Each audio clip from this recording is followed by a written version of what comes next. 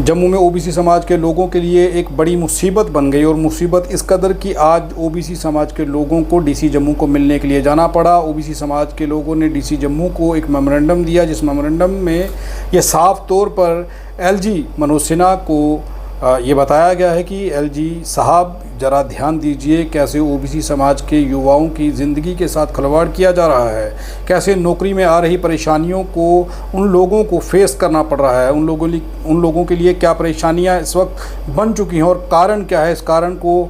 जानने के लिए आप इस प्रेस कॉन्फ्रेंस को देखिए कि प्रेस कॉन्फ्रेंस में ओबीसी समाज के लोगों ने क्या कहा, किस तरीके से ओबीसी समाज के युवा वर्ग के लिए परेशानी जो है वो तहसीलदार, पटवारी और सरकारी कार्यालय पैदा कर रहे हैं। आप देखिए परेशानी क्या है, इस प्रेस कॉन्फ्रेंस में विस्तार से बताया गया है। ऐसा है कि आज डिप्टी कमिश्नर साहब से टाइम लिया गया था, जितने भी ओबीसी के बंदे हैं हमारे, जहाँ बरादरियों के प्रेसिडेंट हैं, वो सब वहाँ पर गए थे और उनको विस्तार से बताया गया है कि कैसे काम करना है। कोशिश वो करते हैं कि काम नहीं करें, मगर फिर भी सो मनी चीज़ें हैं जो उनको पता नहीं है। तो वो चीज़ें जो हैं, हमारे जो मेम्बरान वहाँ गए थे उन्होंने विस्तार में उनको बताया है। ये सब जो कुछ है, मेरे दोस्त जो मेरे आए बाएँ बैठे हैं ये आपको बताएंगे कि इनके साथ वहाँ क्या बातचीत हुई है। मैं Balwant Kataria, general secretary all India backward classes federation. मेरे साथ फेडरेशन के ही वाइस प्रेसिडेंट, सैन समाज के प्रेसिडेंट केवल कृष्ण फोत्रा, विजय कुमार प्रजापति सभा के प्रेसिडेंट मनावा साहब हैं। मेरे साथ प्रेसिडेंट हैं all India backward classes federation के श्री फकीर चंद सत्या जी, और राजकुमार चलोत्रा हैं वाइस प्रेसिडेंट AIBCF। तो आज हमारी प्रेस कॉन्फ्रेंस इसलिए बुलाई गई है कि OBC कम्युनिटी के कुछ मुद्दे थे, कुछ समस्याएं थी, जिनको हमने इन राइटिंग LG साहब को लिखा है और वो मेमोरेंडम जो है वो डिप्टी कमिश्नर जम्मू ऑफिस के थ्रू हमने वो रूट किया है। तो हम मीडिया के थ्रू जनरल पब्लिक को भी बताना चाहते हैं और सरकार को भी बताना चाहेंगे कि उस मेमोरेंडम में क्या हमारी परेशानियां, क्या समस्याएं थी, क्या अपील की गई, वो हम विस्तार से आपसे शेयर करना चाहते हैं। उसमें मेन 3 चीज़ें हमने हाईलाइट की हैं, LG साहब से रिक्वेस्ट की है। एक तो हमने ये रिक्वेस्ट की है कि जो अभी रिसेंटली गलत OBC सर्टिफिकेट दिए गए थे, रॉन्ग परफार्मा पे दिए गए थे, या फिर रॉन्ग प्रोसीजर से दिए गए थे, जिनकी वजह से जो जब सिलेक्शंस हुई, खासकर सब इंस्पेक्टर्स की सिलेक्शंस और JE सिविल और कुछ और भी पोस्टों पे जब सिलेक्शंस हुई, तो डॉक्यूमेंट वेरिफिकेशन में प्रॉब्लम ये आई कि वो सर्टिफिकेट जो थे वो प्रॉपर परफार्मा पे नहीं थे। तो लिहाजा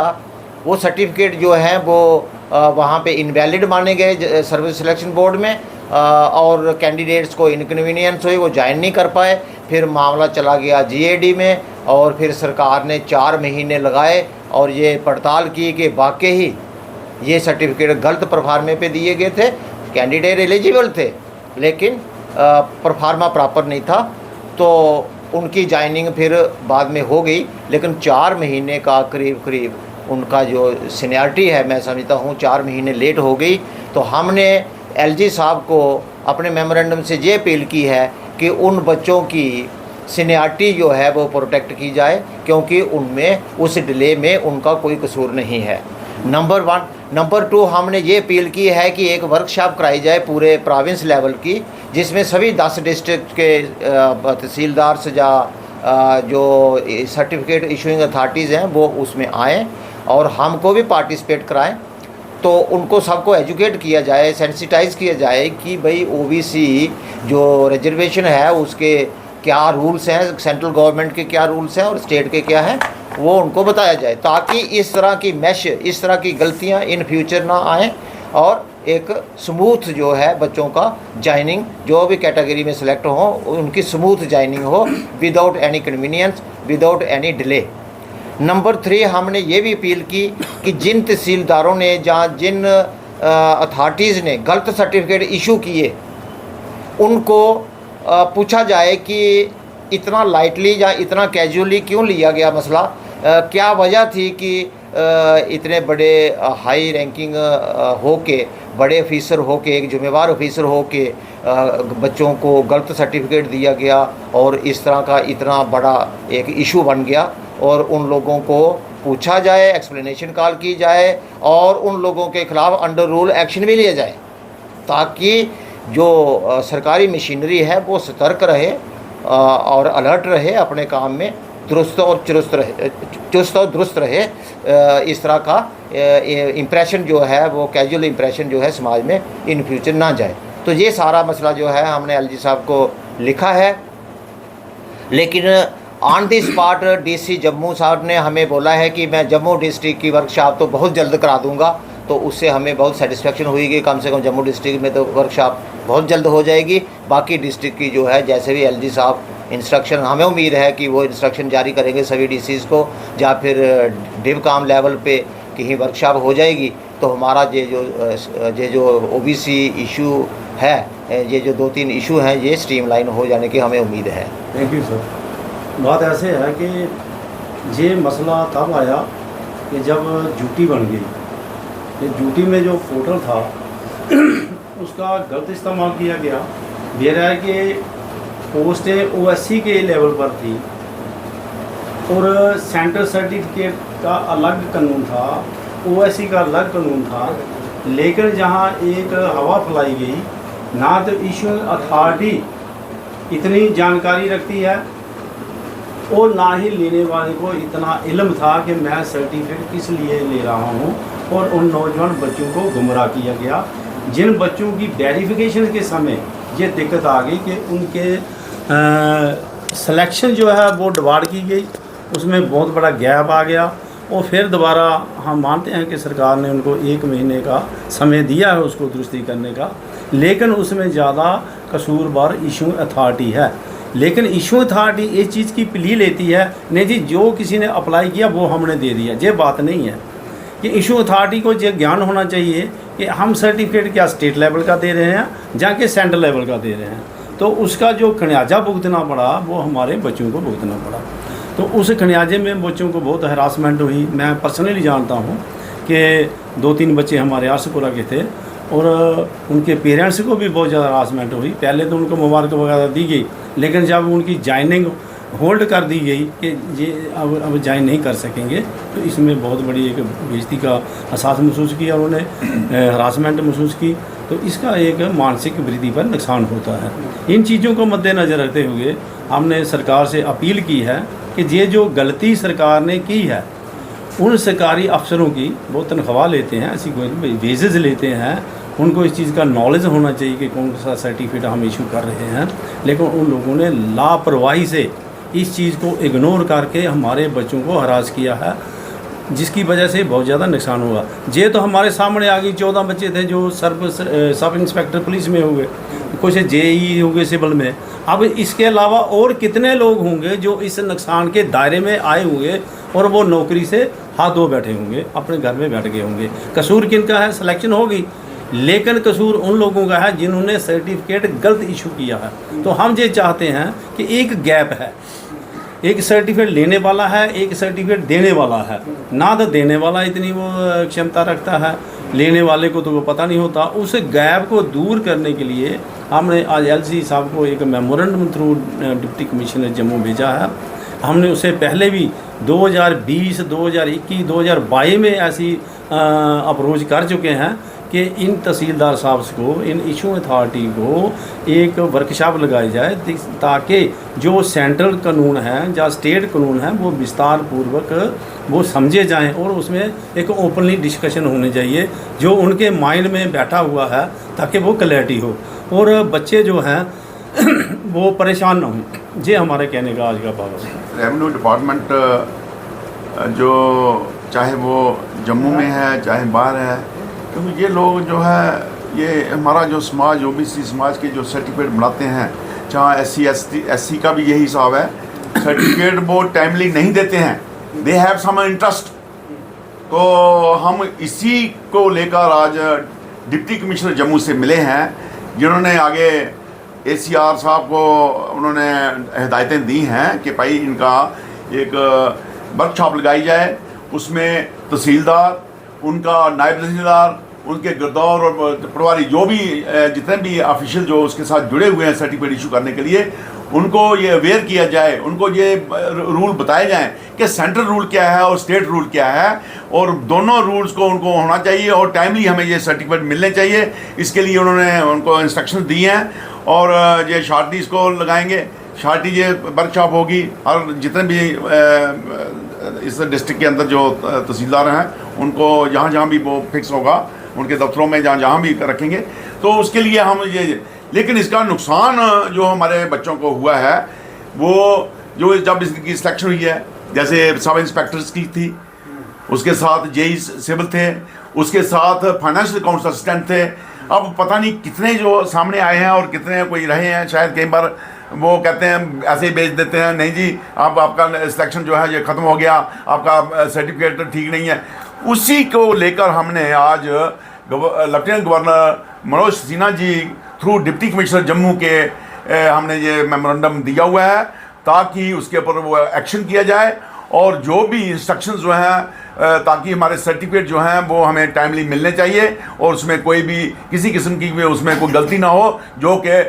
जैसे ये पहले इन्होंने फार्म जो था इशू किया, जो जिस पेपर सर्टिफिकेट इशू किया वो ही गलत था और उस फार्म की वजह से जो है इनकी सिलेक्शन इनकी ज्वाइनिंग रोक दी गई है। तब उन्होंने अब मेरा 4 महीने हो गए हैं इसको हुए और वो दर बदर खज्जल हो रहे हैं। कहीं किसी भी दफ्तर में जाते हैं, लेकिन अभी जनरल एडमिनिस्ट्रेटिव डिपार्टमेंट में कुछ इंस्ट्रक्शनें दी हुई हैं ताकि वो इनकी जो है इसको अलाउ किया जाए, इनकी ज्वाइनिंग अलाउ की जाए। लेकिन हम फिर भी हम यही रिक्वेस्ट करते हैं जो गवर्नर साहब को भी और डिप्टी कमिश्नर के थ्रू, ताकि हमारे आइंदा जो है ये ऐसी गलतियां ना हो, उसके लिए हमने आज ये ऑफिस में गए और उनको भी अप्राइज़ किया, डीसी साहब को भी, उनके एसीआर को भी और हमारे गवर्नर साहब से भी हम यही उनको रिक्वेस्ट करते हैं कि ये हमारा जल्दी से जल्दी इसका एक्शन किया जाए और सर्टिफिकेट जो इन फ्यूचर हो हमें ठीक मिलना चाहिए। इन्हीं चीज़ों को, जैसे कि आपने लास्ट में कहा कि जो बच्चे इसी वजह से घर में बैठ के जाए, किसी चीज़ का पता नहीं था, किसी जो एप्लीकेंट हैं पेरेंट्स हैं उनको नहीं पता, और कुछ ऑफिस में जो जैसे छोटे लेवल के जो एम्प्लॉइज़ होते हैं, पटवारी है या और किसी तरह के जो क्लरिकल वो होते हैं, क्योंकि हमारे लोग जो जाते हैं या ऑफिस में तहसील लेवल पर जब जाते हैं तो उनका डायरेक्ट जो पहले ही उनकी जो अप्रोच होती है वो किसी क्लर्क से या वहाँ पटवारी से होती है। तो जब तक इन सब जो वहाँ बैठे हुए लोग हैं उनको जो सिस्टम का या प्रोसीजर की जो अपडेशन है वो नहीं होगी तो वो आगे भी वो गलत गाइड करते हैं, उनको ये फार्मेलिटी लो वो फार्मेलिटी लो और महीनों उनको चक्कर लगाते रहते हैं। जबकि पोर्टल में जो गवर्नमेंट का सिस्टम है उसमें मेरे ख्याल 30 डेज़ का उन्होंने टाइम रखा कि विद इन 30 डेज़ जो सर्टिफिकेट है वो इशू होना चाहिए, लेकिन वो फार्मेलिटियों में भी आपके 3-4 महीने लगा देते हैं और तब तक वो उसमें पोर्टल में वो अपडेट नहीं करते उस एप्लीकेंट को। तो हम चाहते हैं कि एटलीस्ट जो जब कोई आपके पास एप्लीकेंट जाता है किसी सर्टिफिकेट के लिए तो उसको प्रॉपर, जैसे किसी बड़े बड़े इंस्टीट्यूशनों में लिखा होता है मे आई हेल्प यू, को इस तरह का एक डेस्क काउंटर जो बना हुआ है कि लोगों को गाइड करे कि ये आपने फार्मेलिटी लेनी है, ताकि उसको ज़्यादा चक्कर ना लगाना पड़े और वो एप्लीकेशन आपकी दे जाओ। आजकल ऑनलाइन सिस्टम है और वो कहते हैं जी आपको आने की भी ज़रूरत नहीं है, लेकिन उस सिस्टम में हमारे लोगों को बार बार तहसील ऑफिस लेवल पे और पटवारी के पास चक्कर लगाना पड़ते हैं। तो हमने इसी मुद्दे पर लेकर डीसी साहब को आज एक मेमोरेंडम दिया कि ये जो खामियां हैं इनको दूर किया जाए, जिनके बारे में हमारे कटारिया साहब और बाकी सत्या साहब इन्होंने विस्तार पूर्वक आपको बता दिया है कि क्या क्या हमारी उधर डिस्कशन हुई और कैसे उन्होंने हमें एश्योरेंस दी है कि हम इसके लिए एक वर्कशॉप कंडक्ट करवाएंगे एटलीस्ट जम्मू डिस्ट्रिक्ट के लिए। तो वेरी शॉर्टली वो इसके लिए इस पर काम करेंगे और ACR साहब से भी हमारी भेंट हुई और उन्होंने काफ़ी जो हमारे डाउट्स थे उनको क्लियर किया और जो हमारी प्रॉब्लम थी प्रैक्टिकल ग्राउंड लेवल पर जो हमारी प्रॉब्लम थी उनसे भी हमने उनको अपडेट किया। और इसके साथ साथ हमने आज DC साहब को ये भी बनाया कि जो 4 जातियाँ हैं हमारी यहाँ जिनको वर्ड रूरल की वजह से बहुत नुकसान हो रहा है, तो पीछे हमने कोई लास्ट मंथ हमने DC साहब से ये मिले थे और उन्होंने कहा कि मैं ये इसको मसले को पर्सनली टेकअप करके सेंट्रल गवर्नमेंट के साथ टेकअप करूँगा। तो आज हमने वही उनको रिमाइंड कराया कि उसके बारे में क्या हुआ। तो उन्होंने हमें यही जवाब दिया कि मैंने तो अपने इधर से लिख दिया, लेकिन सेंट्रल गवर्नमेंट से अभी तक मुझे कोई रिप्लाई नहीं आया, और मैं दोबारा रिमाइंडर निकालता हूँ। तो हम यही रिक्वेस्ट करेंगे एलजी साहब से कि अगर स्टेट लेवल पे लोग जहाँ से जो commissioner secretary social welfare Sheetal Nanda ji ने 19/9/23 को एक लेटर भेजी थी, जो डिलीशन वर्ड का जो स्टेट लेवल का गवर्नमेंट जहाँ जम्मू कश्मीर गवर्नमेंट ने अपनी तरफ से वो भेज दिया कि इधर रूरल वर्ड जो था वो उसको डिलीट कर दिया गया। अब सेंट्रल गवर्नमेंट में ministry of social justice and empowerment में उसको उन्होंने लिस्ट जो सेंट्रल गवर्नमेंट लिस्ट थी ओबीसी की उसको अपडेशन करनी थी, लेकिन वो पिछले 10-11 महीने से वो हमारा मसला वैसे ही पड़ा है, और गवर्नमेंट की जो एडवर्टाइजमेंट पोस्टें निकल रही हैं उसे इन 4 जातियों के बच्चे सबसे ज़्यादा नुकसान हो रहा है, क्योंकि वो अर्बन के बच्चे जो हैं वो उसमें एलिजिबल नहीं है। तो हम ये चाहते हैं कि एटलीस्ट जो बड़ी बड़ी भाषण देते हैं, जो हमारे गवर्नमेंट के बड़ी एफिशिएंसी आ गई है, हमने ऑनलाइन सारा सिस्टम करी है, लेकिन वो एफिशिएंसी जो है वो भाषण देने में जहाँ वो दिखनी नहीं चाहिए, वो भाषण प्रैक्टिकली ग्राउंड लेवल पे आपकी एफिशिएंसी दिखनी चाहिए, जो कि हमें नहीं दिख रही है। और हमें यही रिक्वेस्ट करेंगे इस मतलब आपकी प्रेस कॉन्फ्रेंस के थ्रू, और जो हमारा जो मेमोरेंडम या हमने जो देते रहते हैं कि एटलीस्ट जो सफरिंग पीपल हैं पर्टिकुलरली ओबीसी, इनको एक तरफ भी गवर्नमेंट का थोड़ी रहम करम होना चाहिए। मैं लास्ट में यही वर्ड यूज़ करूँगा कि रहम करम की नज़र होनी चाहिए, क्योंकि हमें लग नहीं रहा है कि जब से यूटी बनी है सबसे मोस्ट सफरर जो क्लास आज है तो वो ओबीसी है। तो मैं ज़्यादा कुछ ना कहते हुए आपका धन्यवाद करता हूँ कि आपने हमारी बात को सुना और आगे इसको आप पंचायत। हम किसी भी प्रकार का कोई विज्ञापन नहीं लेते हैं, हम आज़ाद पत्रकारिता करते हैं। अगर आप चाहते हैं कि आज़ाद पत्रकारिता जिंदा रहे तो आरटीआई इंडिया न्यूज़ का आर्थिक सहयोग करें।